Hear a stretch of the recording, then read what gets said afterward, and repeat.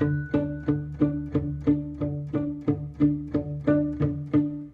ើដ្រូនអត្តឃាតឬពាក្យបច្ចេកទេសហៅថា Kamisake Drone ដំណើរការយ៉ាងដូចម្តេចដើម្បីយល់អត្ថន័យនៃពាក្យដ្រូនអត្តឃាតឬ Kamisake Drone តោះយើងមកស្គាល់ពាក្យ Kamisake ជាមុនសិន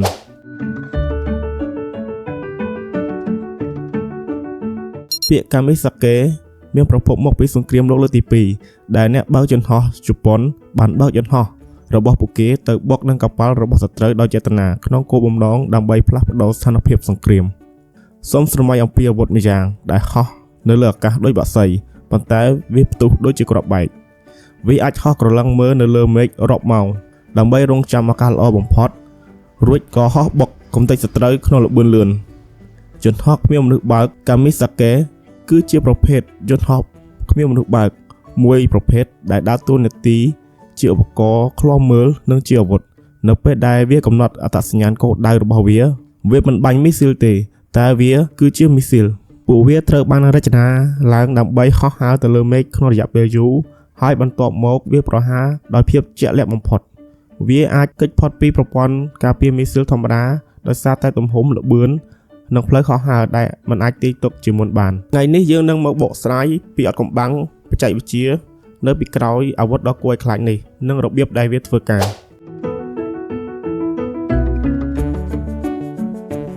តើវាខុសពីមីស៊ីលយ៉ាងដូចម្តេចមីស៊ីលធម្មតានៅពេលបាញ់ចេញទៅវានឹងហោះទៅត្រង់ទៅរកគោលដៅដែលបានកំណត់ស្រាប់ប៉ុន្តែដ្រូនអត្តឃាតគឺជាការរួមបញ្ចូលរវាងដ្រូននិងគ្រាប់បែក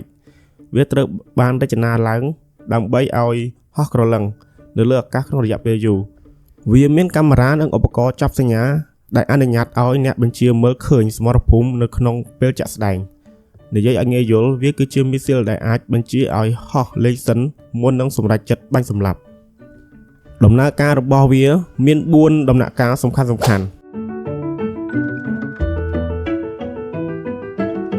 ទី1ការបាញ់បង្ហោះដ្រូននេះមិនត្រូវការផ្លូវរត់ត្រង់វែងទេពេលខ្លះវាបាញ់ចេញពីបំពង់ដូចមីស៊ីល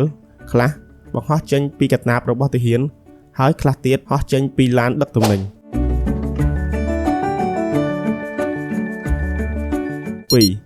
ការហោះក្រឡឹងស្វែងរក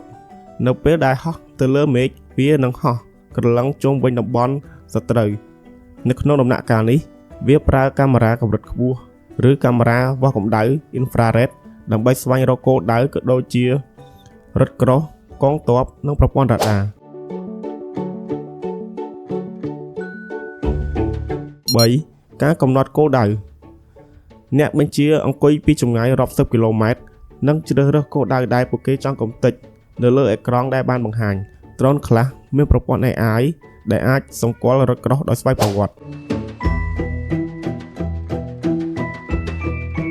4ការហោះបុកនៅពេលដែលបញ្ជាឲ្យវាវាយប្រហារវានឹងបិទម៉ូទ័រឬបង្កើនល្បឿនអតិបរមាហោះចុះមកក្រោមបុកគោលដៅក្បាលគ្រាប់ដែរនៅក្នុងដ្រូននឹងផ្ទុះឡើងភ្លាមនៅពេលដែលប៉ះនឹងគោលដៅហេតុផលដែលធ្វើឲ្យដ្រូននេះក្លាយជាសុបិនអាក្រក់នៅក្នុងសង្គ្រាមសម័យថ្មីគឺពិបាកការពារដោយសារតែវាមានទំហំតូចនិងហោះទាបប្រព័ន្ធរ៉ាដាការពារដែនអាកាសធំជារឿយមិនអាចចាប់វាបានឡើយ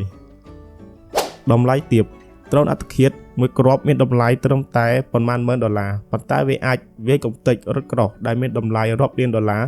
បានយ៉ាងងាយភាពសុក្រិតអ្នកបញ្ជាអាចផ្លាស់ប្ដូរចិត្តគ្រប់វិនាទីប្រសិនបើគេឃើញថាគោលដៅនោះគឺជាជនស៊ីវិលដែលខុសពីមីស៊ីលដែលបានបាញ់មិនអាចបញ្ជាវិញបានទេដ្រូនអត្តឃាតបានផ្លាស់ប្ដូរមុខមាត់ថ្មីរបស់សង្គ្រាមវាមិនគ្រាន់តែជាអាវុធថ្មីនោះទេប៉ុន្តែវាគឺជាការផ្លាស់ប្ដូររបៀបដែលមនុស្សជាតិប្រយុទ្ធគ្នាសប្តាហ៍ថ្ងៃនេះបច្ចេកវិទ្យាកំពុងតែឈានដល់ការប្រើប្រាស់